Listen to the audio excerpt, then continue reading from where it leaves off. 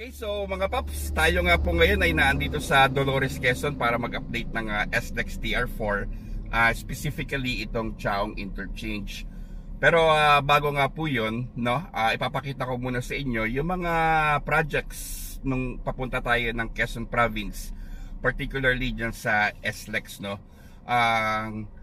Una nga pong papakita ko sa inyo mga paps ay itong retaining wall dito nga po sa may SLEX TR3, no?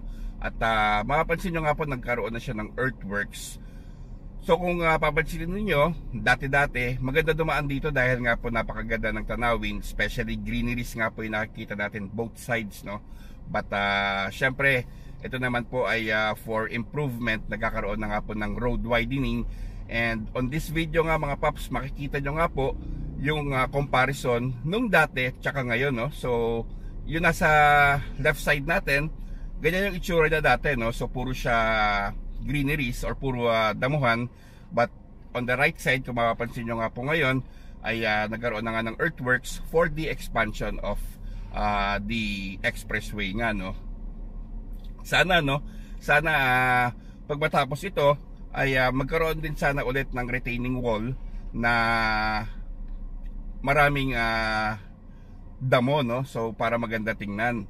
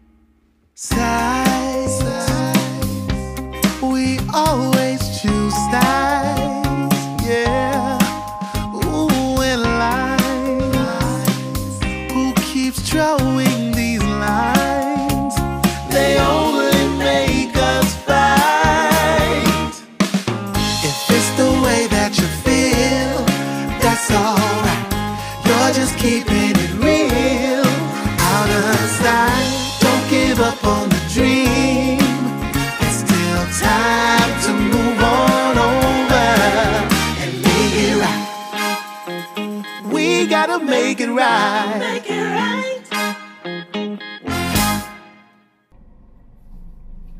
And then also, dito nga po, no, sa may palabas ng Santo Tomas Interchange, makikita nyo nga rin po yung ginagawang earthworks na para nga po sa road widening din, no? So continuous na nga po ito. At tingin ko nga ay continue na nga po ito hanggang dyan sa may Star Tollways, no? And syempre dito nga rin po magsisimula yung SLEX TR4, which is ito nga po yung Santo Tomas Interchange, no? So from Santo Tomas to Macban Interchange, dito nga po siya dadaan.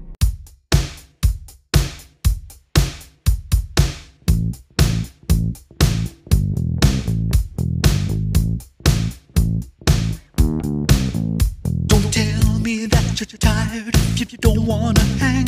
I can handle it. He can handle it. Don't act like you remember when you don't know my name. You forgot. So nice to meet ya. Don't tell me about the traffic if you're 10 minutes late. Just say it. You're late. I'm late. You're late. Don't say that you're not hungry if you already ate. You're full. I'm full. Oh, you're full, all right. Your eyes are jumping round. You're starting to blink. You seem a little nervous 'cause something sort of stinks. If it smells like bologna, Smells like bologna. it might be bologna. Might be bologna. If it feels kind of phony, Bologna. sounds like bologna to me. Yeah. Tell the truth.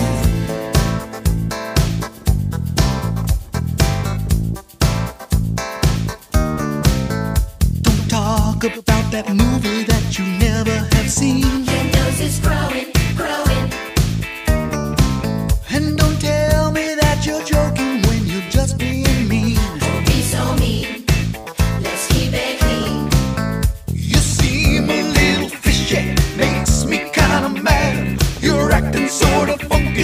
something's going bad. If it smells like baloney, Smells like baloney. it might be baloney. Might be baloney. If it feels kind of phony, Phony baloney. sounds like baloney to me. Yeah, yeah. If it smells like baloney, Smells like baloney. it might be baloney. Might be baloney. If it feels kind of phony, Phony baloney.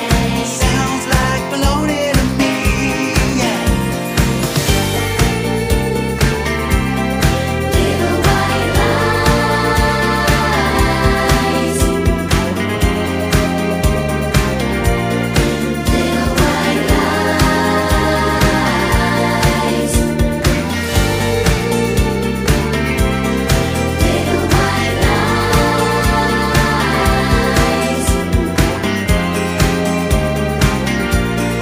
Little white lies. If it smells like baloney, Smells like baloney. it might be baloney. Might be baloney. If it feels kind of phony, Phony baloney. sounds like baloney to me. Yeah. Tell the truth.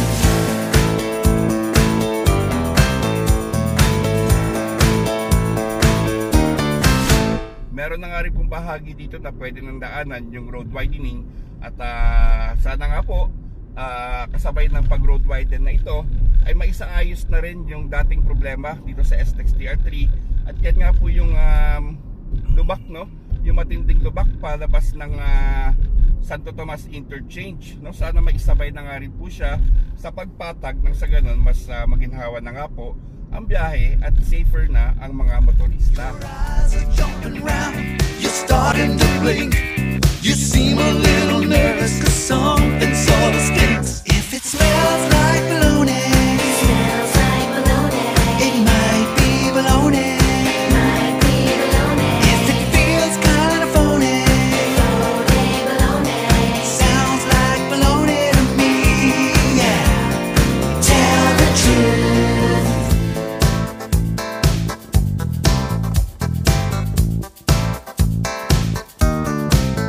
Don't talk about that movie that you never have seen. Your nose is growing, growing. And don't tell me that you're joking when you're just being mean. Don't be so mean. Let's keep it clean. You seem a little fishy, makes me kinda mad. You're acting sorta funky like something's going bad. If it smells like baloney, Smells like baloney. it might be baloney. Might be baloney. If it feels kinda phony, Phony baloney. sounds like baloney to me. Yeah, yeah. If it smells like baloney, Smells like baloney. it might be baloney. Might be baloney. If it feels kinda phony, Phony baloney. sounds like baloney to me. Yeah. Little white lies.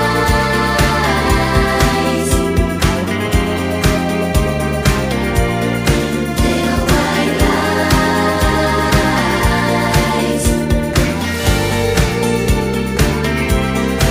Little white lies. Little white lies. If it smells like baloney, Smells like baloney. it might be baloney. Might be baloney. If it feels kinda phony, Phony baloney. sounds like baloney to me. Yeah. Tell the truth.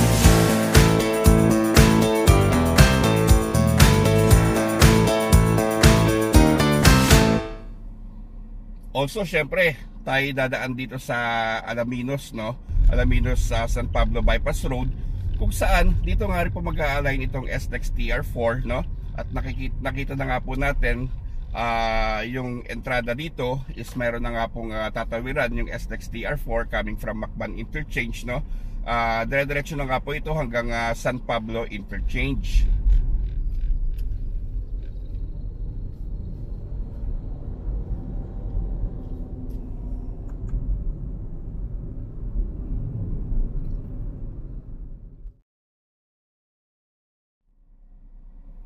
And dito nga po, no, sa part ng video na ito, sa may papasok na ng Chaong, Quezon, ay makikita nga po natin na effective na nga po itong rerouting segment, no. So southbound, dito nga po ang daan natin, no. Ito yung pabiyahe ng Candelaria papuntang Lucena at Pabicol. At sa kabilang side naman, diyan naman po magre-reroute itong pabalik ng San Pablo tsaka pabalik ng Maynila.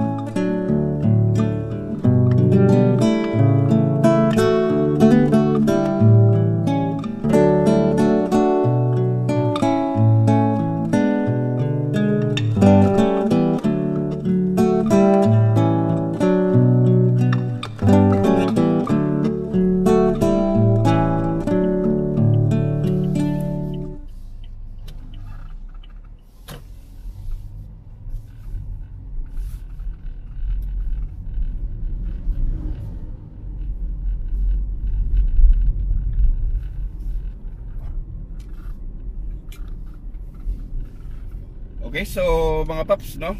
Yun nga po yung latest para dito sa Chaong Interchange. Siyempre, malaki na yung development from the last time na nag-update tayo dito, no? Unti-unti lang mga paps, tulad nga po ng lagi kong sinasabi, para saan pat matatapos din naman yan, ano?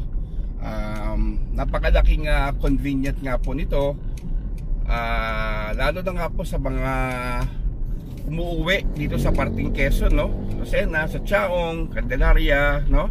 O kahit dyan syempre sa San Pablo, kung saan tumitindi na nga yung traffic dyan everyday, ano? So, ako nga po mga paps, yung benefit na mabibigay nito sa akin, syempre coming from dyan sa atin, no? Sa Imus, andyan nga po yung Calax, no? Yung Open Canal Interchange. Well, pag yun nga po yung tumugtong na sa Governor's Drive, Aguinaldo Interchange, dire-diretso na nga po yun hanggang Mamplasan, ano? And then daan tayo ng Rotonda, labas ng SLEX, TR2, pasok ng TR3, and then yun nga, pasok na tayo ng Santo Tomas Interchange nitong SLEX TR4. And from there sa Santo Tomas, syempre dire-diretso na nga po yun. Teka lang po. Ay naku, masaway mga paps. Anyway, going back mga paps, from Santo Tomas, no, Macban, San Pablo, at all the way na nga po hanggang dito sa Chaong Interchange. And from here nga mga paps, yung hometown ng misis ko dito sa Chaong ay malapit na, no?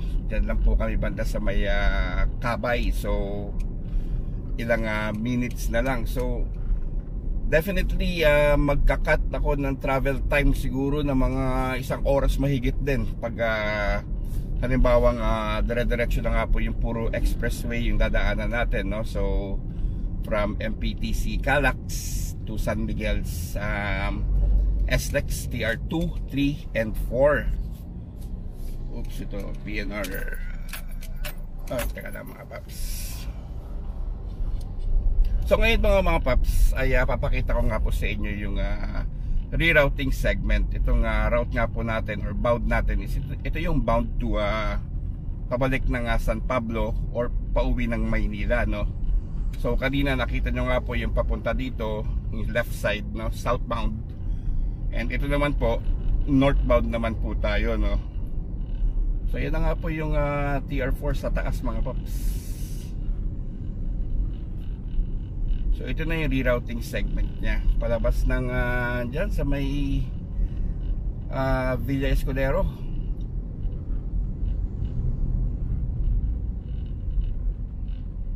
Sige, marapatin na nga ipasyal ko kayo dito mga paps, since naandito na naman tayo, no. Yun.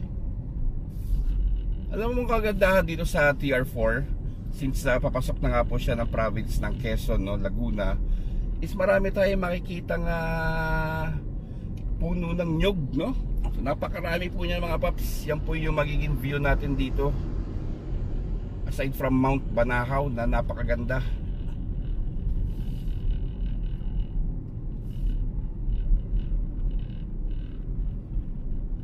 Yun, hinay-hinay lang tayo para ma-enjoy natin itong kalsada.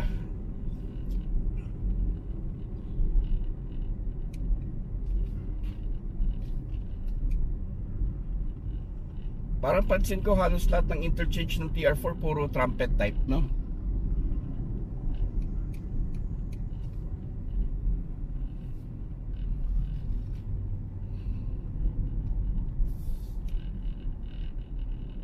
Okay, so yan, Maharlika Highway na nga po ulit yan mga paps.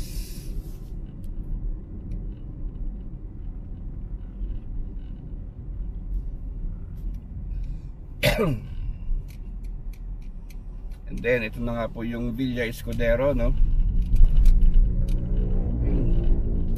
Siyempre pasok tayo sa Villa Escudero, pero babaking lang tayo mga paps. Hindi tayo papasok sa loob. Yan, bahay ng lolo ko yan mga paps. Lupain ng lolo ko.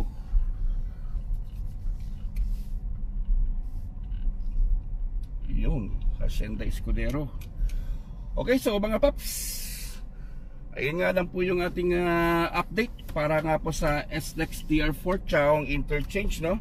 Huwag kayo mag-alala mga paps, if ever na tayo'y magkaroon ng chance na medyo magtagal dito sa Quezon Province, definitely papasyalan pa natin yung ibang location ng TR4, no? Yung sa may Candelaria, Sariaya, no? Subukan natin yan mga paps. Dahil ngayon ay ilang araw lang naman kami naandito. At baka kulangin tayo sa oras, no?